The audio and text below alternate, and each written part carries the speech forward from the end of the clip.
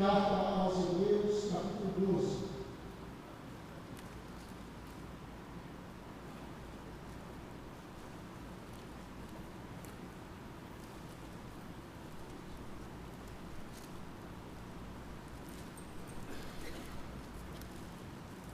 Carta aos Hebreus, capítulo 12, nós iremos ler do verso 1 ao verso 3. Hebreus 12, de 1 a 3.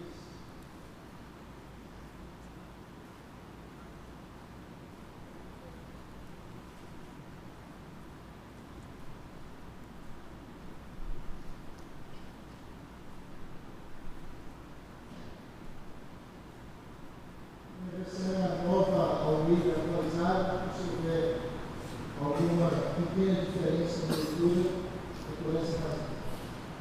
Diz assim: portanto, também nós, visto que temos a rodear-nos tão grande nuvem de testemunhas, livremos-nos de todo o peso e do pecado que tão firmemente se apega a nós, e corramos com perseverança a carreira que nos está proposta, olhando firmemente para o autor e consumador da fé, Jesus, o qual, em troca da alegria que lhe estava proposta, suportou a cruz, sem se importar com a vergonha, e agora está sentado à direita do trono de Deus. Portanto, pensem naquele que suportou tamanha oposição dos pecadores contra si mesmo, para que vocês não se cansem nem desanimem. Vamos orar mais uma vez, irmãos. Senhor, é um privilégio podermos estar aqui. É uma bênção, louvado por nome, e juntos com os nossos irmãos celebrarmos aquele que vive. É um privilégio poder abrir a tua palavra e ouvir a tua voz. E aqui está o teu povo, Senhor. E nós pedimos, continua falando conosco. E nós clamamos em nome de Jesus. Me enche com o teu Espírito para que eu pregue a tua palavra. Me enche a tua igreja com o teu Espírito. E que nós venhamos receber a tua verdade. Que ela nos edifique, que ela nos encoraje, que ela nos exorte, que ela nos anime. Que ela traga salvação para aqueles que porventura carecem. Que ela traga glória.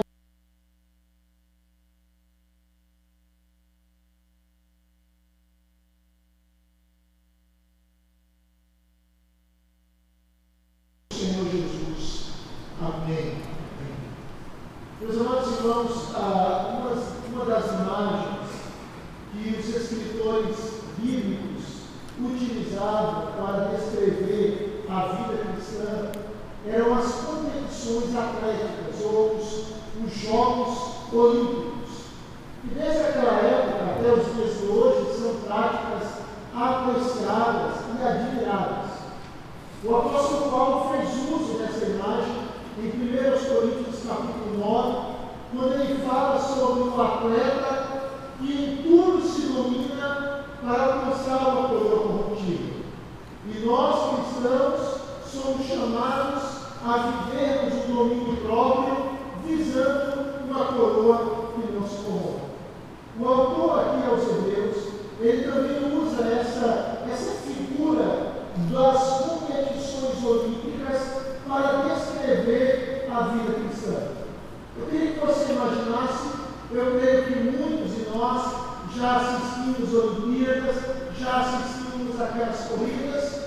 Nós temos aquelas corridas curtas, 100 metros rasos, 200, 400, mas nós também temos as maratonas de mais de 40 quilômetros. O autor sagrado aqui, ele apresenta a vida cristã como uma maratona, como uma competição em que nós estamos correndo com alvo. Eu não sei se os irmãos já viram aquelas corridas com obstáculos, em que, além do corredor precisar ter velocidade,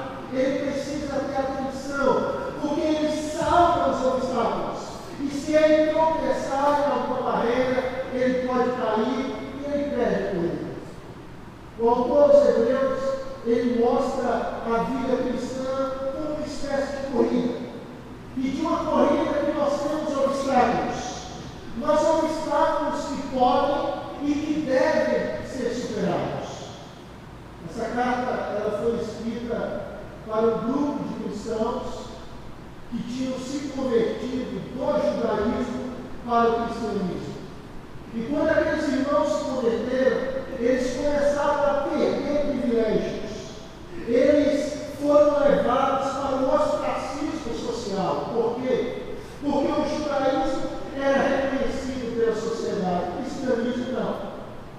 A seita dos nazarenos, como era chamado, não. E aqueles irmãos começaram a sofrer perseguição. E eles foram tentados a retornar ao judaísmo, a retroceder e migrarem para a sua fé antiga. E nessa carta, o autor ele procura mostrar a superioridade da nova aliança em relação à antiga. Vamos imaginar o seguinte: você compra um carro, alguns anos depois você deseja trocar de carro e normalmente se pensa em um carro um pouco mais novo, um carro melhor. Com o tempo, troca-se novamente de carro, aqueles que podem, busca-se um carro mais novo, às vezes um carro com mais tecnologia, mais resistência. Mas vamos imaginar uma pessoa depois de 20, 30 anos comprando um carro, ele precisar retroceder ao seu primeiro carro. E ele começa a comparar o carro que ele tem agora daquele carro de 30 anos atrás, e ele percebe que são carros de realidades bem diferentes. O carro agora é bem superior ao primeiro carro. O autor aos Hebreus ele mostra que a nova aliança é infinitamente superior à antiga aliança. E o objetivo dessa epístola, então, é impedir a apostasia, impedir que aqueles crentes retornassem para o judaísmo.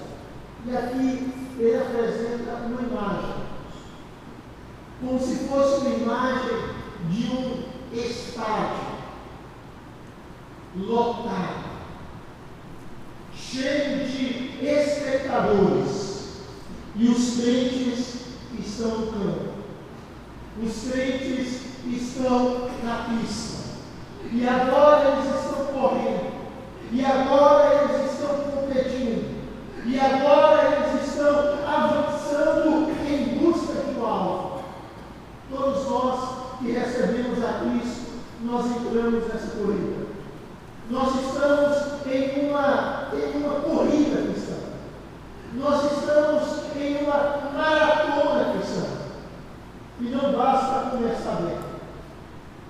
É preciso continuar bem e terminar bem. A grande questão não é simplesmente saber começar, mas é saber continuar e terminar. O hino antigo do nosso cenário, ele diz: quantos que corriam bem, desde longe agora. Eu creio aqui que muitas pessoas conhecem pessoas que um dia estiveram na igreja, que um dia estiveram sentados nesse banco, que um dia ouviam pregações, cantavam músicas, expressavam o seu amor por Jesus, mas agora não estão mais aqui. Eu conheço e eu creio que você também conhece. Pessoas que na caminhada foram se perdendo, que na caminhada foram se enrolando, pessoas que nesse processo, infelizmente,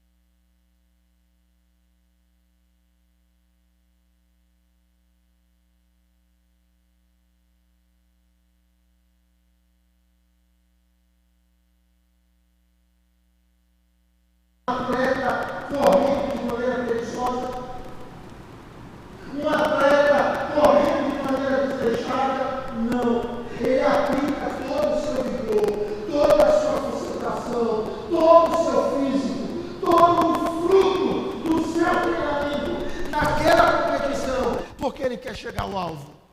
E é com essa imagem que o autor aos Hebreus apresenta a corrida cristã. E uma coisa que nós precisamos ter na corrida cristã é uma boa visão. É uma visão espiritual adequada. É um discernimento quanto àquilo que Deus está apresentando a nós. E eu queria pensar um pouco sobre isso com os irmãos. Se você observar o texto, o autor sagrado, nós não sabemos quem ele era. Após apresentar os heróis da fé, ele diz: portanto, observe aí na sua Bíblia, também nós, visto que temos a rodear-nos tão grande nuvem de testemunhas. A quem ele está se referindo? Quem é essa nuvem grande de testemunhas? São os personagens que foram apresentados no capítulo de número 11. Então perceba, a Bíblia está dizendo para aqueles leitores, e para mim e para você, que se nós quisermos correr a vida cristã de maneira exitosa, quantos querem viver uma vida cristã exitosa, vitoriosa? Diga amém. Amém, irmãos? Você quer viver uma vida cristã exitosa? Uma vida cristã que vale a pena? Uma vida cristã que dá glória?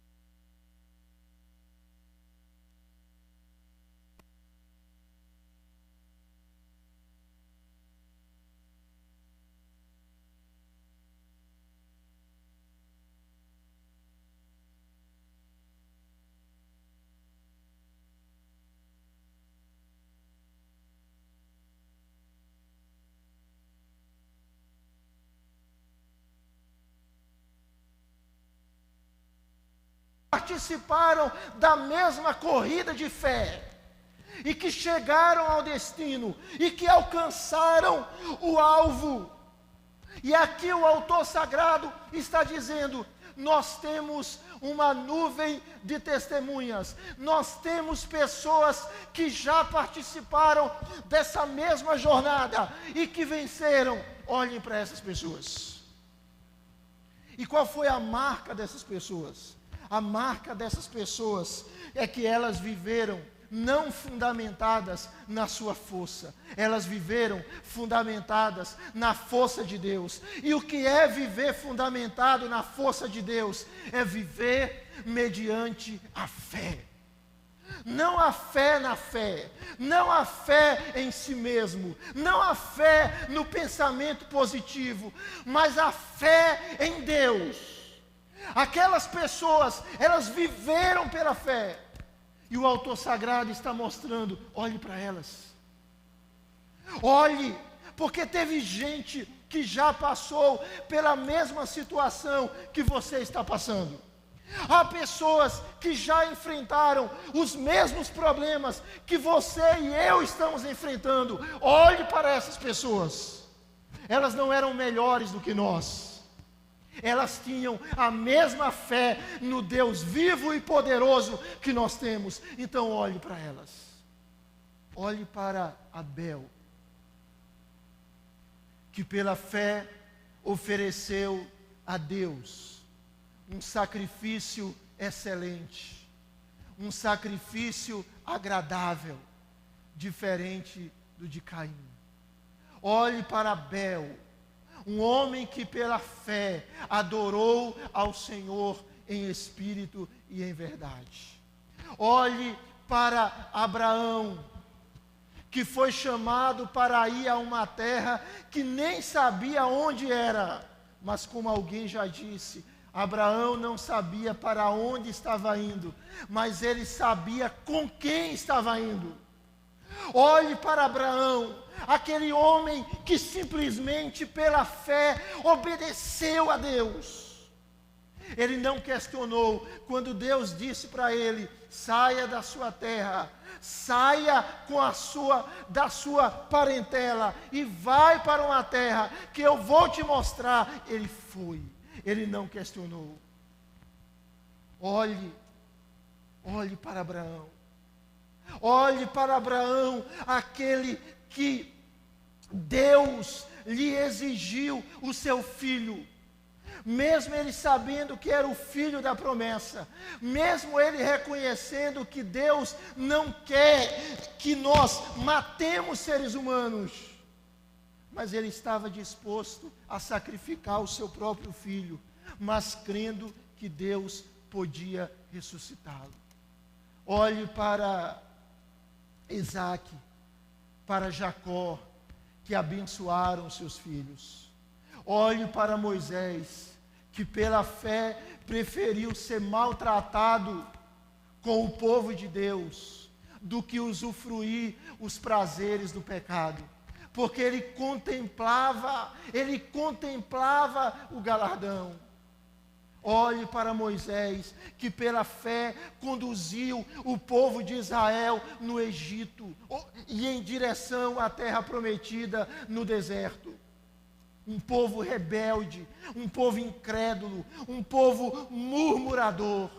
Mas Moisés conduziu aquele povo. Olhe para a fé de homens como Davi, como Samuel, de mulheres como Sara, que já idosa recebeu o poder para ser mãe. Mulheres como Raabe, que pela fé salvou a si mesma, ou foi salva pelo Senhor e toda a sua família, porque acolheu os espias. Presta atenção, meus irmãos. Na vida cristã nós temos muitas adversidades, não temos?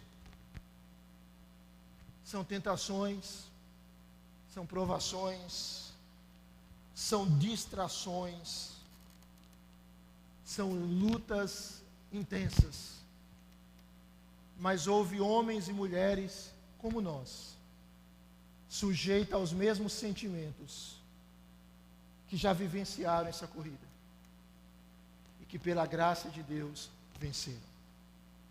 Você quer permanecer firme na corrida cristã?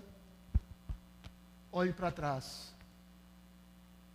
olhe para a Escritura, perceba homens que mediante a fé em Cristo, mediante a fé no Senhor, em dependência do poder de Deus, venceram. Essa é a primeira coisa que o texto nos mostra. Mas o texto continua, e é interessante porque o texto ele vai mostrar aqui, irmãos, verdades, e o autor sagrado ele vai usando sempre o plural. Portanto, também nós, visto que temos a rodear-nos tão grande nuvem de testemunhas, livremo-nos, e por aí vai. Qual é a ideia do texto? A ideia do texto é: a vida cristã, nós caminhamos individualmente, mas nós caminhamos também coletivamente, como corpo, como comunidade, como grupo, como coletividade. Nós queremos ter êxito na vida cristã. Olhe para trás, aprenda com a história, mas olhe também para o seu lado. Olhe para o seu lado. Olhe para pessoas que estão caminhando junto com você. Entenda que você não está só. Entenda que Deus não nos chama para sermos cavaleiros solitários da fé. Deus nos chama para caminharmos a vida cristã juntos. Deus nos chama para estarmos envolvidos em uma comunidade, em um corpo, em uma coletividade, em uma igreja. Pastor Sávio estava falando comigo há pouco. Ele está trabalhando uma série com os irmãos sobre discernir o corpo em 1 Coríntios. Um grupo que tem, infelizmente, crescendo no contexto brasileiro, são os desigrejados. São aquelas pessoas que acham que podem ser crentes sem igreja, que podem servir a Deus sem o corpo. São aquelas pessoas, como eu disse na última vez que esteve aqui, que dizem: nós amamos ao Senhor, o nosso problema é com a noiva do Senhor. Nós amamos a Cristo, o nosso problema é com a esposa de Cristo. Imagine se alguém dissesse isso para você que é casado: eu gosto muito de você, o meu problema é a sua esposa. Eu gosto muito de você, o meu problema é o seu marido, eu odeio ele. E algumas pessoas querem se relacionar com Deus assim. E aqui, irmãos, o autor sagrado fala para uma comunidade de crentes. E ele vai mostrar que aqueles crentes precisam juntos correr a carreira cristã. Irmãos, nós precisamos uns dos outros. Nós precisamos ajudar uns aos outros, abençoar uns aos outros, encorajar uns aos outros. Além disso, há um outro movimento que cresce hoje, chamado os poliigrejados. São os poliigrejados, são aqueles que dizem assim: eu gosto tanto do culto de oração da igreja A, tem um culto de libertação lá, legal, eu vou lá. Na segunda-feira, na terça-feira tem um culto de quebra de maldições na igreja B, eu vou. Na quinta-feira tem um louvorzão na igreja C. No domingo tem uma escola dominical legal na igreja D. E no domingo à noite tem um culto de celebração na igreja E. E ele não se compromete com igreja nenhuma. E ele vai lidando com a igreja como se fosse um indivíduo num restaurante, no self-service, que ele vai escolhendo aquilo que ele prefere e vai comendo. Deus está nos ensinando que nós somos chamados na corrida cristã a nos comprometermos uns com os outros, a abençoarmos uns aos outros. Dê uma olhada assim discreta para a pessoa que está do seu lado. Pode olhar. Você é chamado a abençoar essa pessoa e a ser abençoada por ela. Você é chamada para ser um instrumento de encorajamento na vida dela. E ela um instrumento de encorajamento na sua vida. Se a gente for ler o Novo Testamento com detalhes, ele vai apresentar mais de 50 vezes a expressão uns aos outros. Amai-vos uns aos outros. Perdoai-vos uns aos outros. Cantai uns com os outros. Exortai uns aos outros. Suportai as cargas uns dos outros.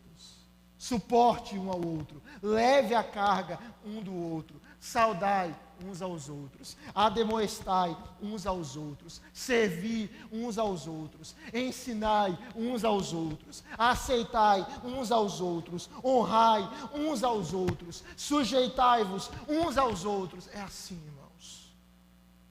Você quer continuar firme na vida cristã? Você não quer entrar para as estatísticas dos desigrejados? Ou das pessoas que são desigrejadas dentro da igreja? Elas estão dentro do ambiente da igreja, mas a igreja não está nelas. O culto virou um rito, sem finalidade, sem sentido, sem vida, porque falta vida nelas. Então, às vezes, elas nem saem da igreja, mas a realidade da igreja saiu delas. O Senhor está nos ensinando. Olhe para trás, aprenda com a história, mas olhe também para o lado, peça ajuda, peça auxílio, abençoe e seja abençoado, exorte e seja exortado. Uma das frases muito carnais é aquela frase que diz: você não tem nada a ver com a minha vida. Gente que diz para o irmão: você não tem nada a ver com a minha vida, é porque ele não entendeu suficientemente o que é a igreja. Porque nós temos tudo a ver com a vida um do outro. A mão, essa mão aqui tem tudo a ver com o meu braço, com o meu antebraço. Por quê? Porque ambos fazem parte do corpo. É exatamente essa a realidade que a Bíblia nos mostra. Nós somos corpo. Nós somos membros do mesmo corpo. Então aquilo que atinge um membro do corpo, que é o meu irmão, me atinge. Ninguém tem um problema, uma dor de cabeça, uma dor na garganta, e diz assim: ah, mas é a cabeça, mas é a garganta, ou a mão, o pé, não tem nada a ver com isso. Todo o corpo sofre. Mas o texto continua, irmãos. O texto vai mostrar que a gente precisa olhar para trás, a gente precisa entender a dinâmica do corpo, a dinâmica da igreja na corrida cristã, mas a gente precisa também olhar para dentro de nós. A gente quer viver a corrida cristã de maneira exitosa, a gente precisa se autoexaminar. Observe o que o texto fala, por favor, olhe aí na sua Bíblia, quando o texto nos mostra no verso de número 1, que nós devemos nos livrar de todo o peso e do pecado que tenazmente nos assedia, ou que tão firmemente se apega a nós. O texto está mostrando então, que na corrida cristã, nós precisamos, nesse processo, analisar a qualidade da nossa vida espiritual. Queria que você pensasse um pouco nesse contexto. Os estudiosos dos tempos bíblicos, eles diziam que quando os atletas estavam treinando para as Olimpíadas, eles vestiam roupas pesadas, e eles amarravam pequenos pesos nos tornozelos. Mas no dia da corrida, eles trocavam as roupas pesadas, eles tiravam as tornozeleiras, e isso dava um senso de leveza e de velocidade. É essa imagem que o autor aos Hebreus tem em mente. Você já viu um corredor correndo com a mochila pesada? Ou correndo de terno, de bota? Não. Ele corre com a roupa mais leve possível, porque aquilo vai ajudar no seu desempenho. É essa a imagem do texto sagrado. E o texto sagrado fala de duas coisas. O texto diz que nós devemos nos livrar, primeiro, de que, irmão? Olha aí o texto diz que nós devemos nos livrar do peso. Há uma discussão sobre o que significa peso, mas muitos estudiosos dizem que peso é aquilo que necessariamente não é pecado, mas que atrapalha. Tem coisas que necessariamente não são pecado, mas que atrapalham. É verdade? Então, por exemplo, rede social, dependendo para o uso que se faz, não é pecado. Pode ser muito útil. Mas para algumas pessoas ela atrapalha. Tem gente que para ler a Bíblia tem uma dificuldade enorme, dá um sono, dá um cansaço, distrai. Mas quando ele entra no Instagram, meu amigo, alguém o detém. Quando ele entra no Facebook, ou quando começa aquela conversa nos grupos de WhatsApp, as horas, passam. Em si, isso é pecado? Dependendo do uso que se faz, não. Mas pode se tornar algo que atrapalha. A TV em si é pecado? Não. Mas pode se tornar algo que atrapalha. São os pesos. Para algumas pessoas, o peso é o medo, que o faz recuar diante de obstáculos, diante de situações difíceis. Para outras pessoas, é o desânimo, é a falta de motivação. Para algumas pessoas, é um mau relacionamento, é um namoro que virou um peso, que virou algo que traz danos para a vida dela. Eu não sei, mas eu queria que você pensasse: há algum peso que você ou eu estamos levando na nossa vida? Há alguma coisa que está atrapalhando a nossa vida de adoração, a nossa vida de comunhão, a nossa vida de serviço, a nossa vida de evangelização, o nosso discipulado?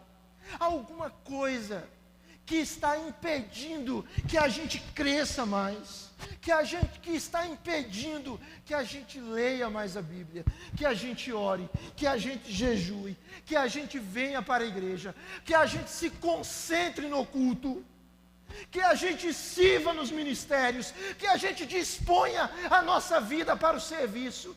Qual é o seu peso? O que é aquilo que está tornando a sua vida cristã lenta,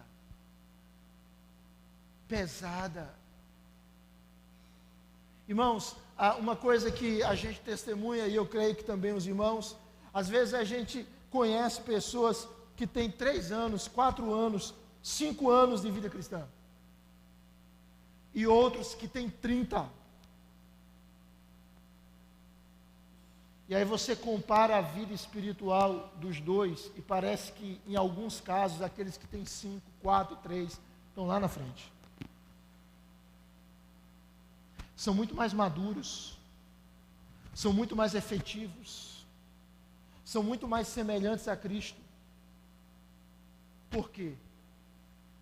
Se o outro ouviu muito mais sermões, se em tese teve muito mais tempo de ler a Bíblia, se em tese ouviu muito mais estudos, se em tese teve muito mais tempo de orar, de meditar na Escritura, de ser moldado pelo Espírito, muito mais tempo de fé, muito mais tempo como santuário de Deus, o que é que aconteceu? Talvez sejam os pesos.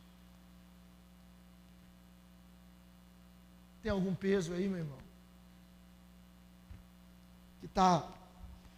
Você quer correr, mas... Você quer correr, mas não quer largar aquele peso.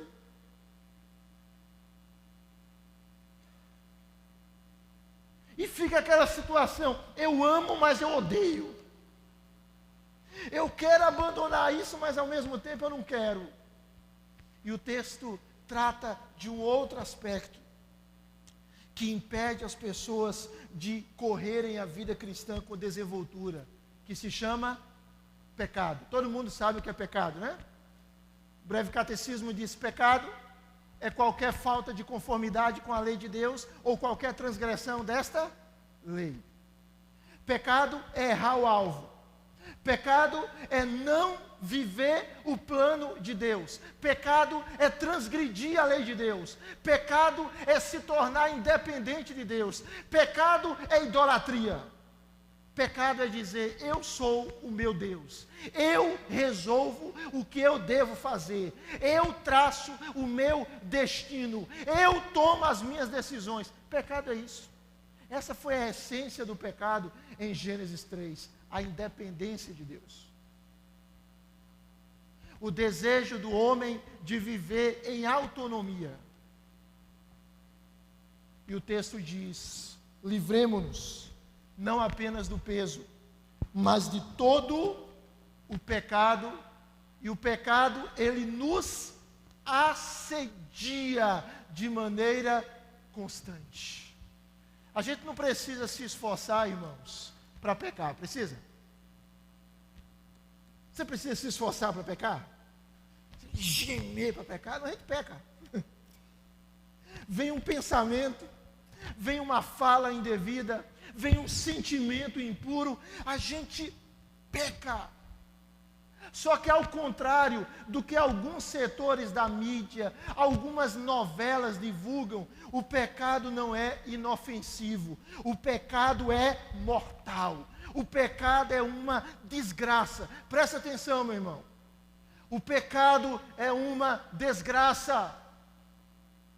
O pecado nos leva mais longe do que nós queremos ir. Eu me lembro de uma situação que uma determinada pessoa estava tomando uma atitude. E aí um dos pastores da igreja disse: não tome essa atitude.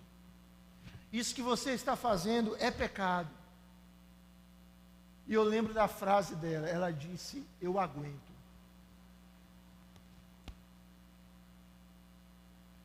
Essa jovem hoje está sofrendo. Ela não vai mais à igreja, ela não congrega, ela não pode participar dos cultos. Ela está sofrendo. Por quê?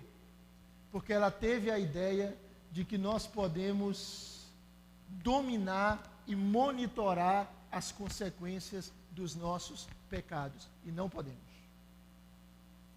O indivíduo, ele pode até planejar o pecado. Tem gente que planeja o pecado e a confissão, já viu isso? Aqui em Recife não deve ter não, mas em outros locais tem. Gente que planeja, ele diz assim: eu vou fazer esse negócio, eu sei que é pecado, mas depois eu peço perdão a Deus, Deus me perdoa. Eu sei que é errado, mas depois, Deus é tão misericordioso, eu peco no sábado à noite, dando tempo no sábado à noite mesmo, eu peço perdão.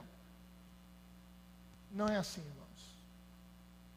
Existe algum pecado que está nos impedindo de correr a carreira cristã? Será que é a cobiça?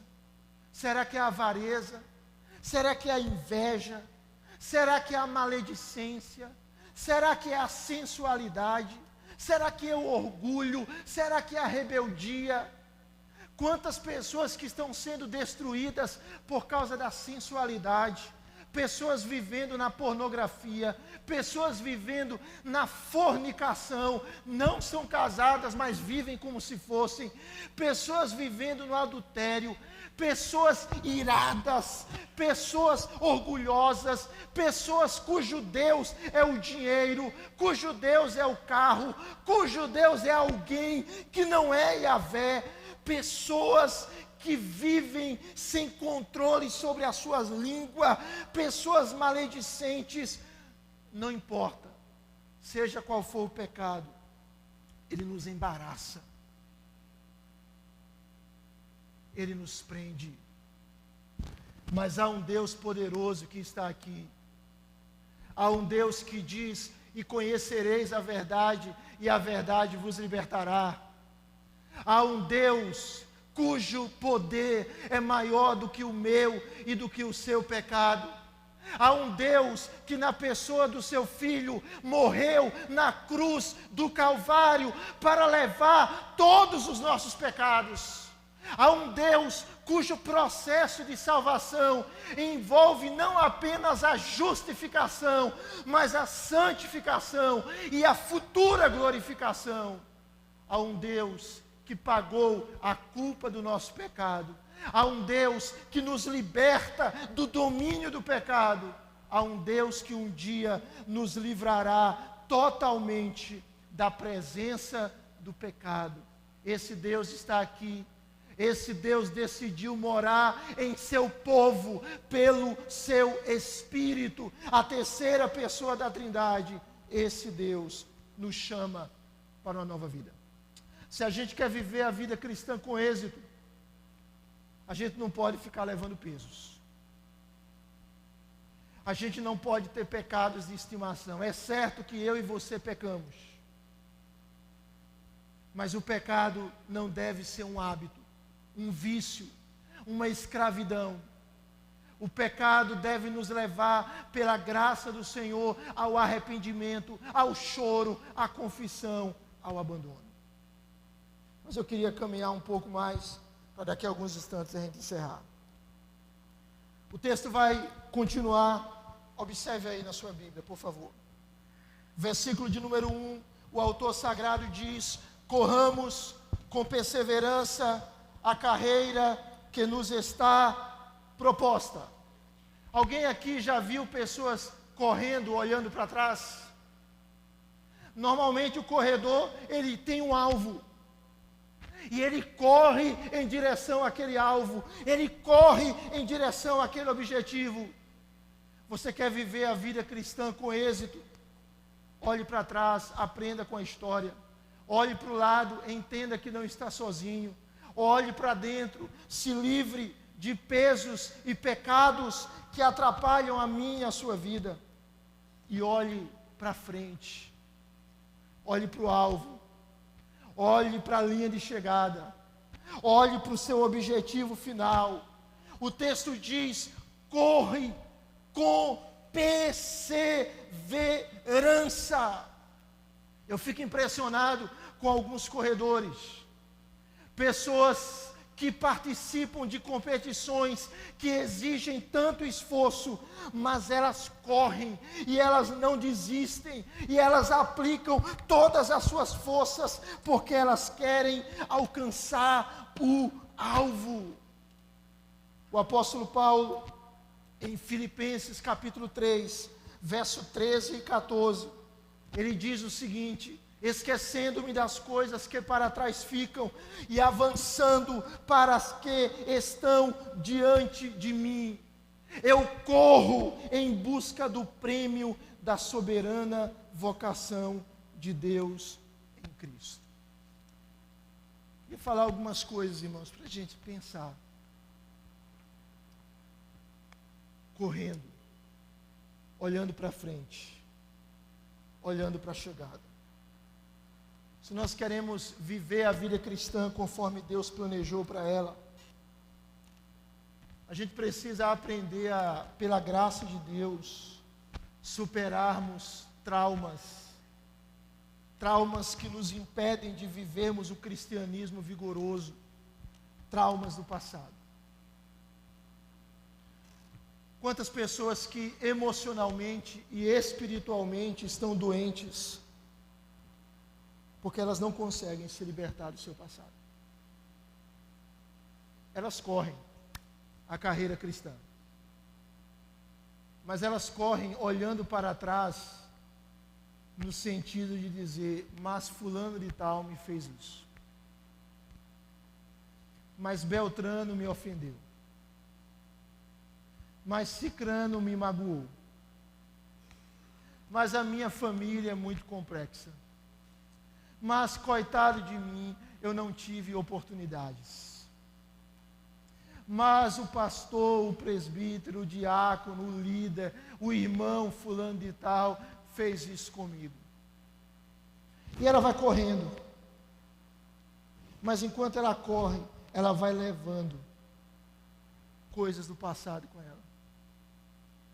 Ela vai levando lixos emocionais e espirituais. E ela vai perdendo o alvo. Porque ao invés de aprender com o passado, ela vive no passado. Ao invés de tirar as lições do passado e seguir com aquilo que Deus tem para nós hoje e amanhã, ela vai carregando tudo aquilo que ela viveu de ruim no passado. O texto está dizendo: nós devemos correr a carreira que nos está proposta e correr com perseverança. O que é perseverança? É persistência. O que é perseverança? É paciência. O que é perseverança? É não desistir, a despeito das oposições, das perseguições, das lutas, dos problemas. Meu irmão, Deus lhe colocou numa carreira cristã. Há um alvo glorioso de Deus para você. Há um projeto maravilhoso de Deus para a sua vida. Há o poder do Espírito em você. Há a graça de Deus que lhe capacita. Então corra. E corra perseverantemente. saiba que em Cristo Jesus nós somos novas criaturas, as coisas antigas já passaram, e eis que tudo se fez novo. Tudo se fez novo. A sua mente, a sua alma não deve ser um depósito de lixo, de porcaria, de mágoa, de rancor, de ressentimento, de amargura, de e se eu tivesse feito aquilo, de culpa. Não, meu irmão. Deus nos dá uma nova vida, uma nova história, um novo recomeço. Ele pega os nossos pecados, lança nas profundezas do mar, como diz o profeta Miqueias, e ele diz para mim e para você: corra a carreira que eu estou propondo para você e não desista. Porque você não foi chamado para desistir, nem ficar no caminho. Você foi chamado para, em Cristo Jesus e pela graça de Cristo Jesus, herdar tudo aquilo que Ele tem para você, e de forma consumada o novo céu, a nova terra. Mas eu queria terminar. O texto vai dizer: você quer correr a carreira cristã de maneira exitosa? Aprenda com o passado. Pense em servos como nós, mas que correram e venceram. Entenda que há pessoas junto a você. Então, considere essas pessoas. Você não está só. Você não é a última Coca-Cola no deserto. Você não é o único crente na terra. Tem muita gente com você que está vivendo os mesmos dramas, ou até mais. Olhe para dentro também. Peça ao Espírito Santo para examinar a sua alma, a minha alma, e diz: Senhor, examine meu coração.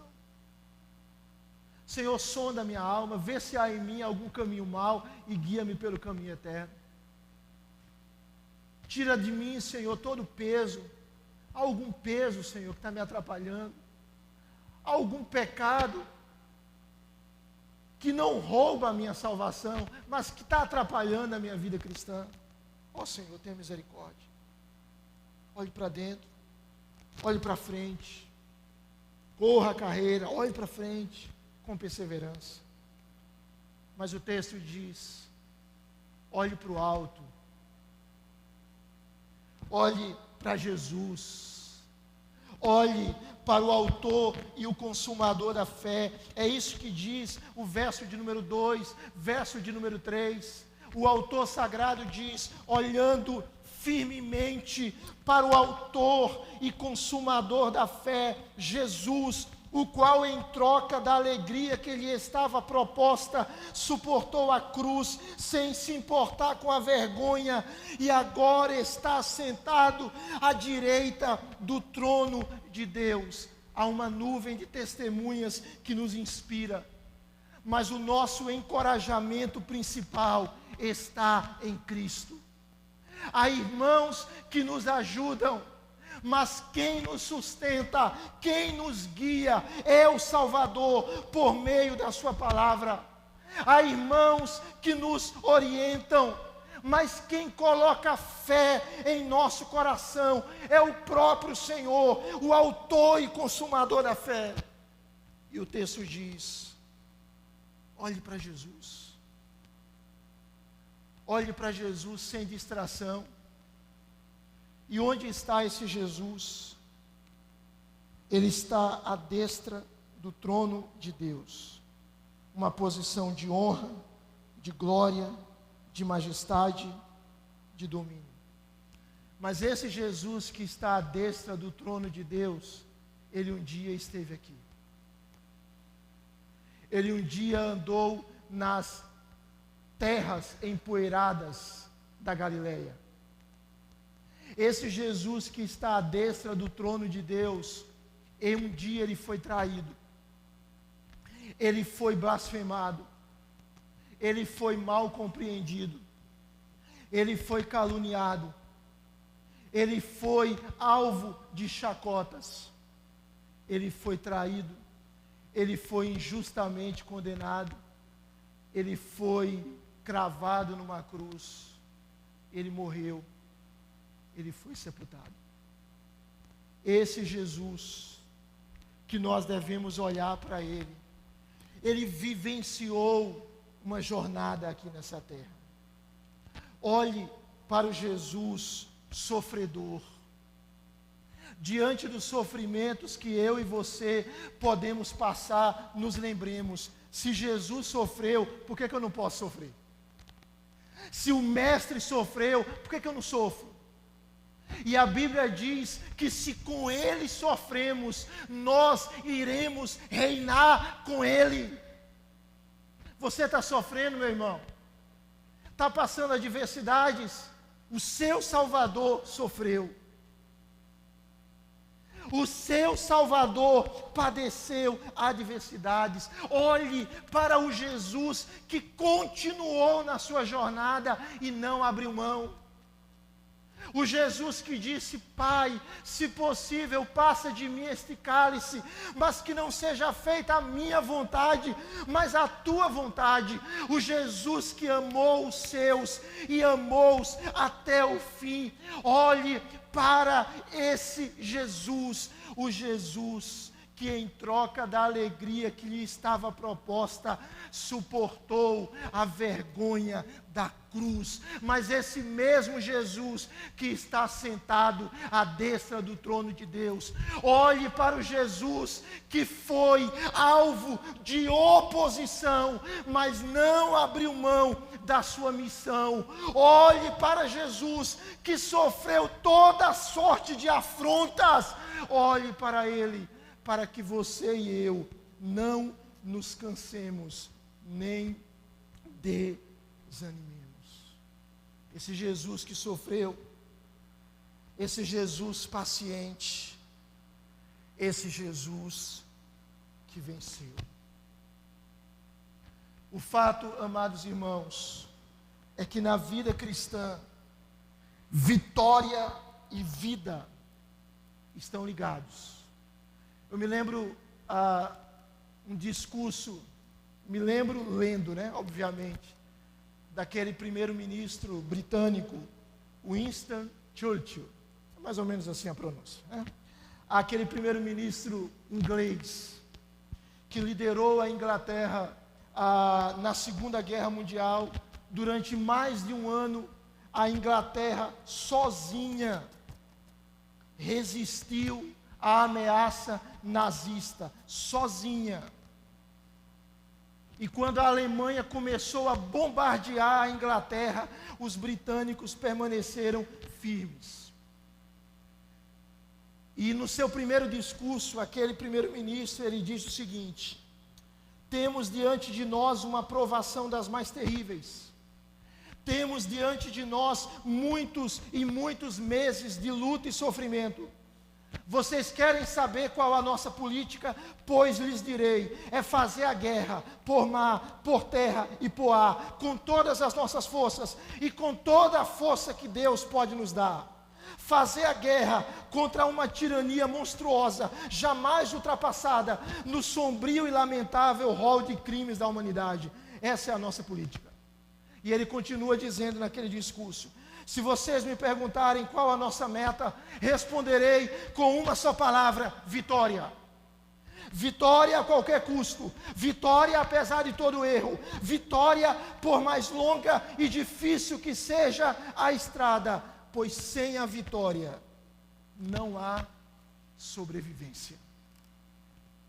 Sem a vitória não há sobrevivência. A Bíblia diz que em Cristo Jesus, nós somos não apenas vencedores, mas nós somos mais do que vencedores. Olhe para Cristo, olhe para Jesus, se apegue a Ele, mediante a fé. Não desista da sua vida cristã.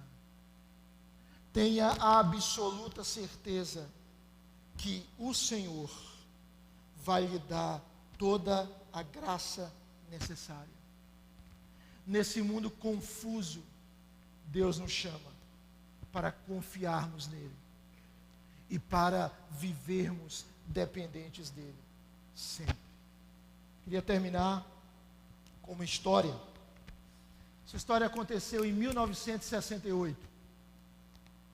Era uma noite de outubro. Um grupo de perseverantes espectadores continuaram no Estádio Olímpico do México para ver os últimos colocados na maratona.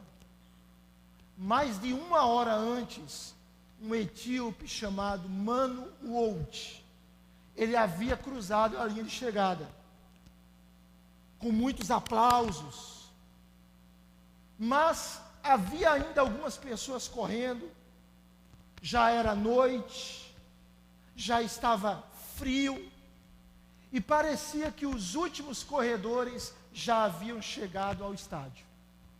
Assim que os espectadores começaram a ir embora, nesse momento todos começaram a ouvir sirenes dos carros que acompanhavam a prova e que chegavam aos portões do estádio naquele instante.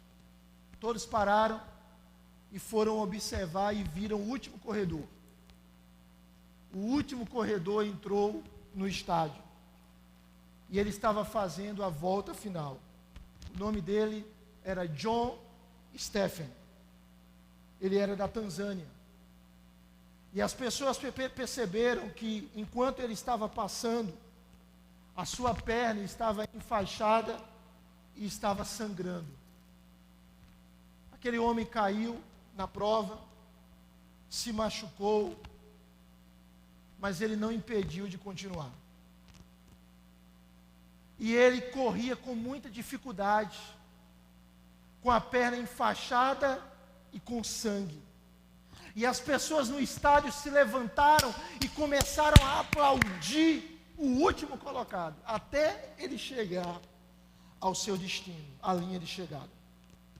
Quando ele conclui a prova, ele é entrevistado, ainda mancando, e perguntaram para ele: por que você não desistiu, já que você estava machucado e não tinha nenhuma chance de lutar pela medalha de ouro? Por que você veio até o final, contundido e sem chance de vencer? E o John respondeu o seguinte: meu país não me mandou aqui para começar uma corrida, mas para acabá-la. Meu país não me mandou aqui para começar uma corrida, mas para acabá-la. O Senhor não lhe colocou nessa terra, o Senhor não lhe salvou para que simplesmente você começasse uma corrida, mas Ele mesmo vai lhe dar a graça para terminar essa corrida, até o dia em que Ele vai lhe receber nos portais celestiais.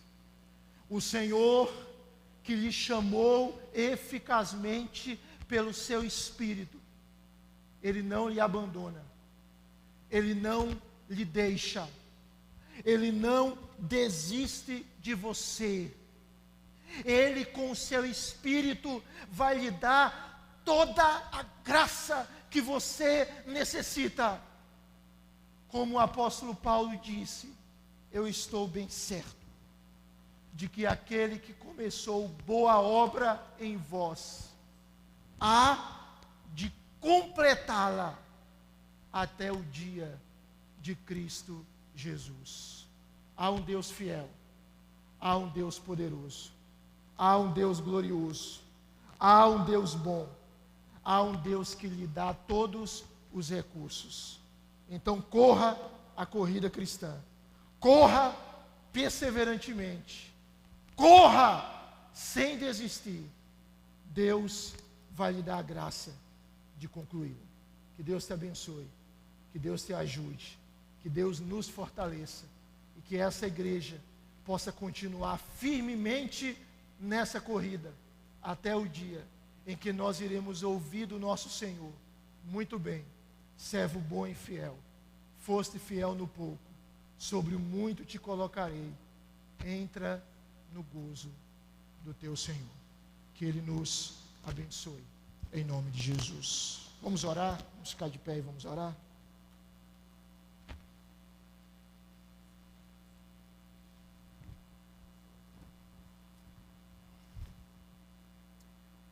Senhor, nós te agradecemos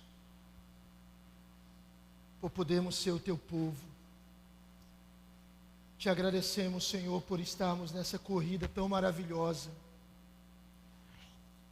Nessa corrida em que nós não a vencemos pelo nosso esforço, nem pelo nosso poder, nem pela nossa performance, mas pelos méritos de Jesus Cristo, pela graça de Jesus Cristo. Dá-nos a graça de continuarmos nessa carreira.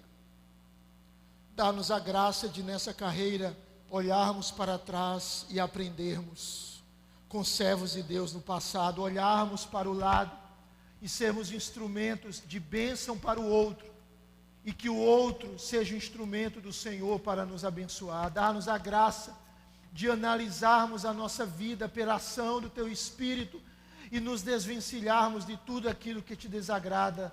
Dar-nos a graça de olharmos para frente, de olharmos para o alvo e de corrermos com perseverança. Dar-nos a graça de olharmos para Jesus, o autor e o consumador da fé, e chegarmos até o alvo. Obrigado, Senhor, porque Tu vais terminar a obra que começaste em nós. Dar-nos a graça de perseverarmos, de não desistirmos. Se houver pessoas aqui desanimadas, feridas, sendo tentadas, que o Senhor as levante, que o Senhor as restaure, que o Senhor as reanime, que o Senhor as erga novamente. Se há pessoas aqui, ó Deus, longe dos Teus caminhos, que nesta noite elas recebam a Cristo mediante a fé, em arrependimento, e possam participar dessa gloriosa carreira. Enquanto nas corridas atléticas só um vence, só um recebe a medalha de ouro, ó Senhor, nós Te louvamos, porque na corrida da vida cristã, muitos e muitos podem receber o galardão. Basta estarem unidos a Jesus Cristo pela fé. Obrigado, porque não é apenas um que vence, mas os que vencem são aqueles que foram lavados e remidos pelo sangue do Cordeiro. Assim seja a nossa vida, assim seja a nossa história, uma história vitoriosa, vivendo para o louvor de Jesus, o autor e consumador da fé. Oramos em nome dele. Amém, Senhor. Amém.